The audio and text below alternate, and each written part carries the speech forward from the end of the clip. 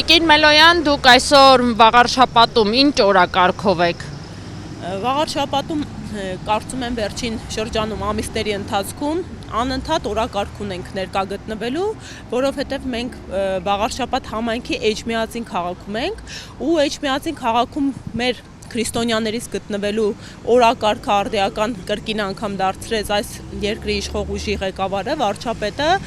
հարձակումներով մեր եկեղեցու վրա։ Ես կարծում եմ, ինչպես ինձ մոտ դա բավականին ուժեղ էմոցիոնալ ֆոն արթնացրեց սատար կանգնելու մեր եկեղեցում եւ պարբերաբար ավելի հաճախականացնելու, ավելի իմ օրակարգը այնպես կազմակերպելու, որ եթե Սուրբ Պատարագի եմ մասնակցում, ոչ թե մասնակցեմ քաղաքում, այլ կամ հասնեմ Մայրաթոր եւ իմ ֆիզիկական ներկայությամբ իմ աջակցությունս հայտնեմ մեր եկեղեցուն, աջակցությունս հայտնեմ մեր հոգեվոր հայրերին, իմ ուղերձն է ու մեր ուղերձն է այստեղ Էջմիածնի բնակիչներին, Վաղարշապատ համայնքի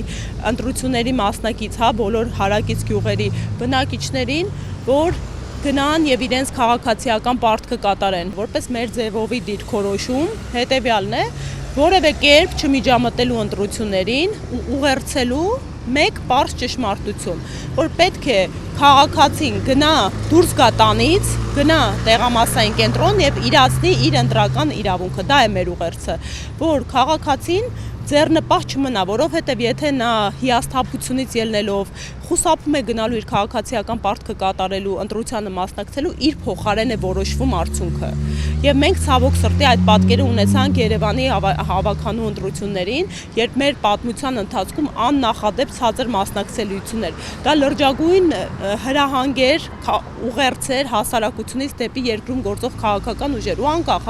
ընդդիմադիր կլինեին թե իշխանական։ Երբ քաղաքացին հրաժարվում է այդքան մասշտաբային միասնական ձևաչափով մասնակցելու ընտրական գործընթացին, դա լուրջ ուղերձ է, որ չկա վստահություն դաշտում գործող քաղաքական ուժերի նկատմամբ։